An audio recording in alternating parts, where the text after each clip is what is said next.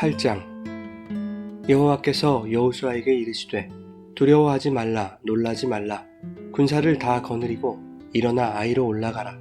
보라, 내가 아이 왕과 그의 백성과 그의 성읍과 그의 땅을 다 내 손에 넘겨주었으니 너는 여리고와 그 왕에게 행한 것 같이 아이와 그 왕에게 행하되 오직 거기서 탈취할 물건과 가축은 스스로 가지라. 너는 아이 성 뒤에 복병을 둘지니라 하시니 이에 여호수아가 일어나서 군사와 함께 아이로 올라가려 하여 용사 3만 명을 뽑아 밤에 보내며 그들에게 명령하여 이르되 너희는 성읍 뒤로 가서 성읍을 향하여 매복하되 그 성읍에서 너무 멀리하지 말고 다 스스로 준비하라. 나와 나를 따르는 모든 백성은 다 성읍으로 가까이 가리니 그들이 처음과 같이 우리에게로 쳐 올라올 것이라. 그리할 때에 우리가 그들 앞에서 도망하면 그들이 나와서 우리를 추격하며 이르기를 그들이 처음과 같이 우리 앞에서 도망한다 하고 우리의 유인을 받아 그 성읍에서 멀리 떠날 것이라. 우리가 그들 앞에서 도망하거든 너희는 매복한 곳에서 일어나 그 성읍을 점령하라. 너희 하나님 여호와께서 그 성읍을 너희 손에 주시리라.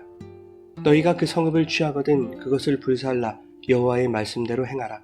보라, 내가 너희에게 명령하였느니라 하고 그들을 보내매 그들이 매복할 곳으로 가서 아이 서쪽 베델과 아이 사이에 매복하였고 여호수아는 그 밤에 백성 가운데서 잤더라. 여호수아가 아침에 일찍이 일어나 백성을 점호하고 이스라엘 장로들과 더불어 백성에 앞서 아이로 올라가매 그와 함께한 군사가 다 올라가서 그 성읍 앞에 가까이 이르러 아이 북쪽에 진치니 그와 아이 사이에는 한 골짜기가 있더라. 그가 약 5,000명을 택하여 성읍 서쪽 베델과 아이 사이에 매복시키니 이와 같이 성읍 북쪽에는 온 군대가 있고 성읍 서쪽에는 복병이 있었더라. 여호수아가 그 밤에 골짜기 가운데로 들어가니 아이 왕이 이를 보고 그 성읍 백성과 함께 일찍이 일어나 급히 나가 아라바 앞에 이르러 정한 때에 이스라엘과 싸우려 하나 성읍 뒤에 복병이 있는 줄은 알지 못하였더라. 여호수아와 온 이스라엘이 그들 앞에서 거짓으로 패한 척하여 광야길로 도망하매 그 성읍에 있는 모든 백성이 그를 추격하려고 모여 여호수아를 추격하며 유인함을 받아 아이 성읍을 멀리 떠나니 아이와 베델에 이스라엘을 따라가지 아니한 자가 하나도 없으며 성문을 열어놓고 이스라엘을 추격하였더라. 여호와께서 여호수아에게 이르시되 내 손에 잡은 단창을 들어 아이를 가리키라. 내가 이 성읍을 내 손에 넘겨주리라.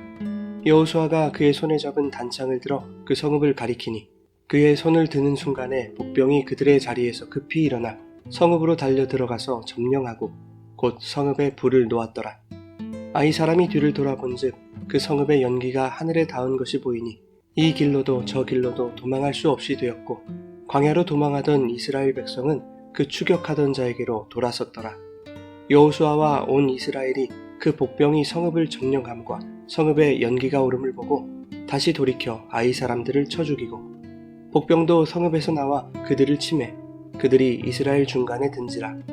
어떤 사람들은 이쪽에서 어떤 사람들은 저쪽에서 쳐 죽여서 한 사람도 남거나 도망하지 못하게 하였고 아이 왕을 사로잡아 여호수아 앞으로 끌어왔더라.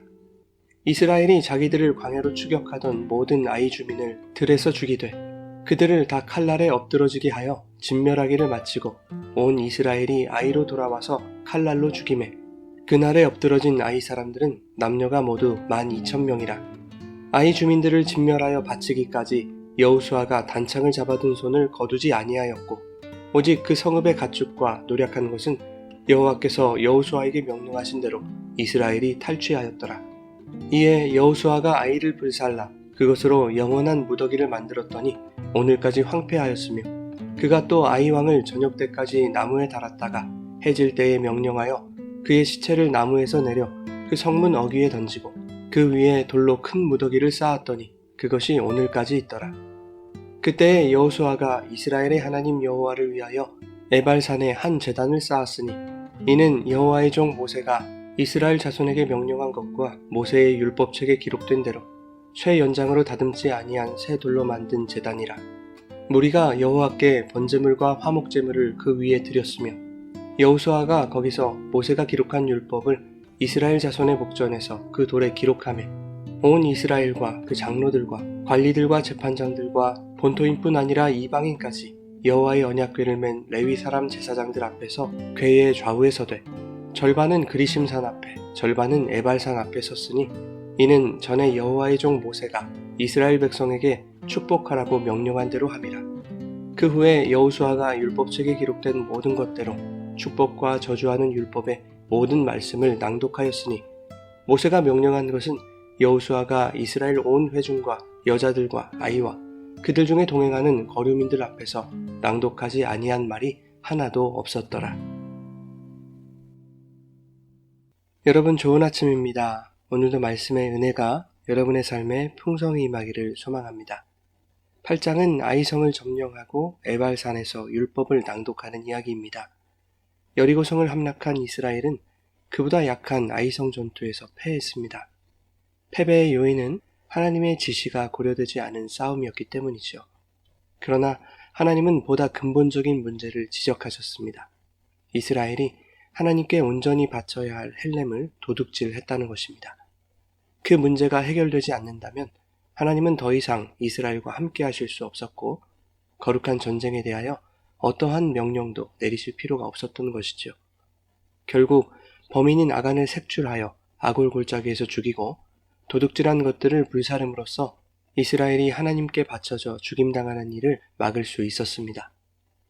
이제 다시 거룩한 전쟁이 시작됩니다. 1절에는 여호와께 속한 거룩한 전쟁의 원칙이 나타나 있습니다. 첫째는 하나님의 명령과 지시가 있어야 한다는 것이고, 둘째는 이미 승리가 약속되었다는 것입니다. 이 원칙은 6장 2절 이하의 여리고성 전투에서도 동일하게 나타났었습니다. 하나님은 여호수아에게 아이로 올라갈 것을 명하셨습니다. 그런데 여리고보다 작은 성읍에 이스라엘의 군사를 모두 거느리고 가라는 것입니다.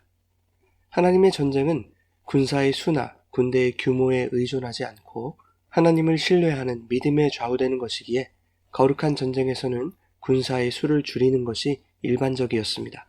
하지만 아이성 전투에서는 그와 달리 이스라엘 모든 군대가 출정하도록 명령하시죠.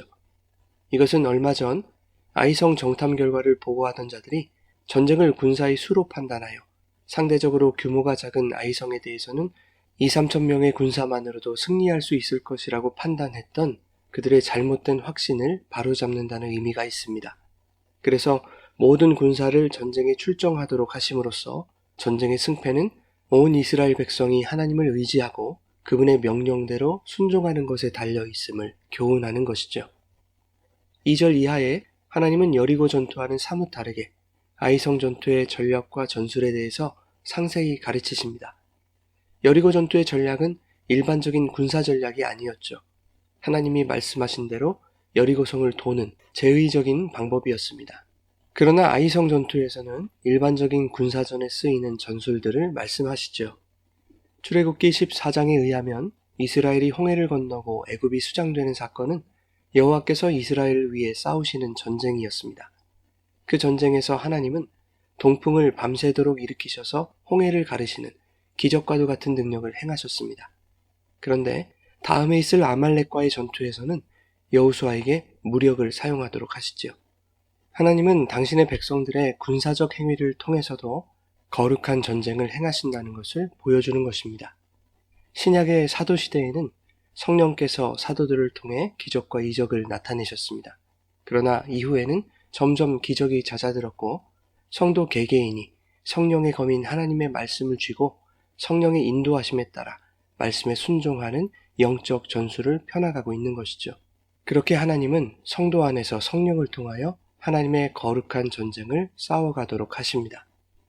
하나님이 여호수아에게 가르치신 전술은 3가지로 매우 구체적이었습니다. 첫째는 매복 전술인데 용사 3만 명을 뽑아 아이 서쪽에 있는 베델과 아이 사이에 미리 매복하도록 하시죠.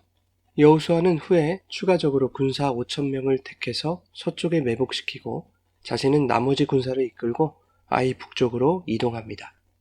둘째는 유인술인데 아이성 북쪽에 있던 여호수아와 이스라엘 군대가 쳐들어가서 아이 왕과 군대를 유인한 후에 이스라엘이 거짓으로 패한 척 광야길로 도망하는 것입니다. 아이의 군사들은 이스라엘이 지난번과 마찬가지로 전쟁을 포기하고 도망가는 것으로 생각했을 것입니다. 승리를 확신했던 아이성의 모든 백성들은 성문을 열어놓은 채 이스라엘 군대를 추격하죠. 이때 여호수아가 손에 단창을 들어 아이를 가리키자 이미 매복해 있었던 복병이 아이 성을 점령하고 성읍에 불을 놓았습니다. 아이 사람들이 뒤를 돌아보니 성읍이 불에 타 연기가 하늘을 덮었고 도망가던 이스라엘 군대가 돌아서자 아이 백성들은 이스라엘 군대 사이에 갇히게 된 것입니다. 그리하여 이스라엘 군대는 세 번째 전술인 협공을 펼치게 되는데 매복해 있던 군사들과 여호수아와 함께 있던 군사들이 협공으로 적들을 멸하여 한 사람도 남거나 도망하지 못하게 하였다고 말씀하고 있습니다.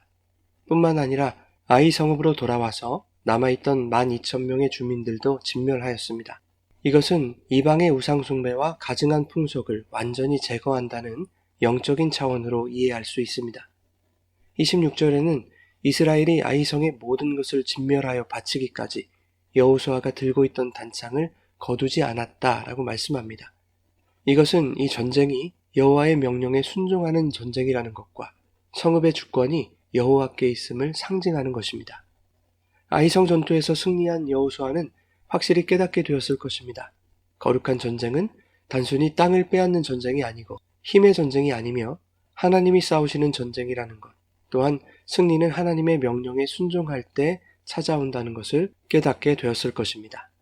그래서 여호수아는 이것을 백성들에게도 확실히 인식시킬 필요를 느끼고 백성들이 하나님을 향한 믿음과 순종으로 결속할 수 있도록 모세가 신명기 27장에서 지시한 언약갱신 의식을 행하게 되는 것이죠.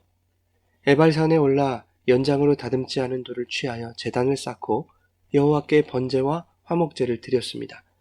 또한 여호수아는 이스라엘 자손의 목전에서 그 돌에 모세가 기록한 율법을 기록하고 그리심과 에발산의 축복과 저주를 선포한 후에 백성들 앞에서 모든 율법을 빠짐없이 낭독하여 들려주었습니다.